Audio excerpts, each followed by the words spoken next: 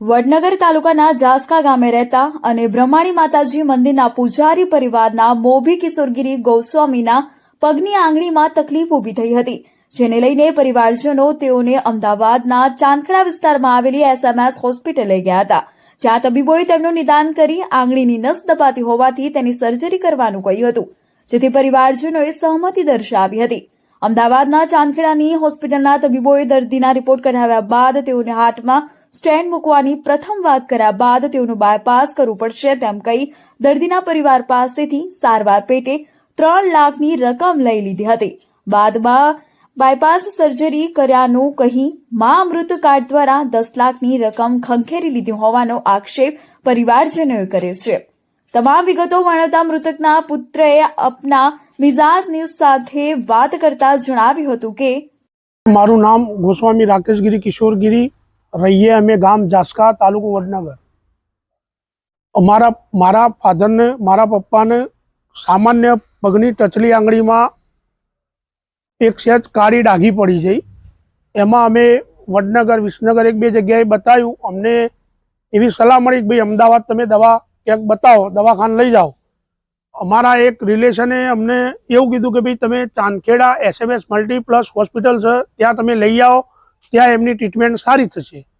અમે અમારા પપ્પાને પછી મારી મમ્મી, મારો છોકરો એ બધા કારણ પપ્પા મારા હરતા ફરતા અને ચાલતા હતા, એ લોકો જાતે ત્યાં બતાવવા ગયા એટલે એમને સાહેબે એવું કીધું કે ભાઈ દાદાને 1-2 દિવસ રાખવા પડશે, આપણે રિપોર્ટો કરીએ, આપણે જોઈએ, પછી એમની સારવાર કરીએ। તો અમે લોકોએ મંજૂરી આપી પછી એ લોકોએ 12 દિવસ ત્યાં રાખીને બધા રિપોર્ટોને બધું કરાયું। અમને એવું કીધું મારા મમ્મી, મારા છોકરાને ને એમને કે ભાઈ દાદાને પગની વગણીમાં લોહી પહોંચતું નથી, એટલે એમને એક નસ એમ કે બ્લોક છે, તો એનું ઓપરેશન કરવું પડશે પગની ટચલી આંગળીની। તો મારા મમ્મી, મારો છોકરો અમારી જોડે ફોનમાં વાત કરી અને એગ્રી થયા કે ભાઈ દાદાને જો ખાલી આંગળીનો જ પ્રોબ્લેમ છે અને એટલું થઈ જતું હોય તો અમારી કોઈ ના નથી। એમને એવું કહી અને ઓપરેશનમાં લઈ ગઈ અને એમને એમ કીધું કે ભાઈ હવે તો બાયપાસ કરવું પડશે, એમ કરીને એમને બાયપાસ કરી દીધું। બાયપાસનું અમને ખાલી એમને એમ જ કીધું હતું કે એક સ્ટેન્ડ મૂકવું પડશે અને દાદાને સારું થઈ જશે। પછી અમને એમ કીધું કે બાયપાસ કરવું પડશે અને બાયપાસ કર્યા પછી એમને બીજા દાડે અમને તરત રજા આપી દીધી। મારા પપ્પાને ઘરે લાવ્યા પછી બ્લડિંગ ચાલુ થઈ ગયું તો અમે વડનગર સિવિલમાં લઈ ગયા। વડનગર સિવિલવાળા સાહેબે કે ભાઈ એમને ટેમ્પરરી રાહત કરી આપું છું, બાકી જે દવાખાને ઓપરેશન કર્યું છે તમે ત્યાં લઈ જાઓ। અમે ત્યાં લઈ ગઈને ડૉક્ટરોને મળવાની કોશિશ કરી, કોઈ ડૉક્ટર અમને મળ્યો નહીં। એમના જે નીચેના જે ડૉક્ટરો હોય અમને ખાલી પાવડર છોટી અને ઘરે મોકલી દીધા।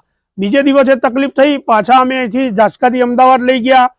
અમે એમના મેઇન ડૉક્ટર છે પ્રભાકર સાહેબ, એમને મળ્યા।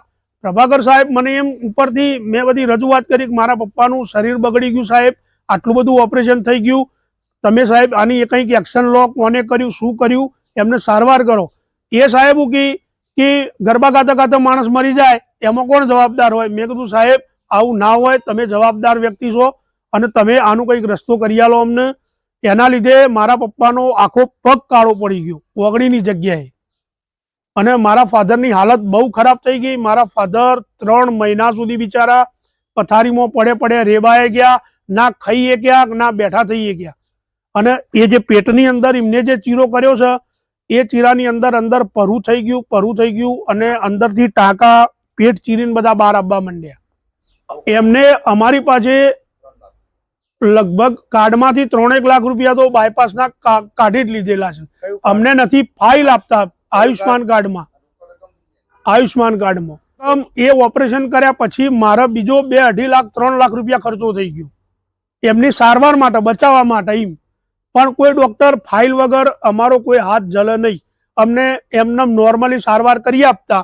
બાકી કે ભાઈ આ એને ચાંદખેડાવાળાએ જે બાયપાસ કર્યું છે એના લીધે એમ કે અમે કોઈ આ કેસ પકડીએ નહીં અને કાં તો તમે ફાઇલ આપો અમને, તો અમે એ જોઈને આગળ આનું પેલું કરી શકીએ। ફાઇલ ક્યાં છે? ફાઇલ ચાંદખેડા હોસ્પિટલમાં છે, એ પણ અમને આપતા નથી। હવે અમારો તો ન્યાય જોવો સાહેબ કે આને આવું કેમ કર્યું અને શું કર્યું।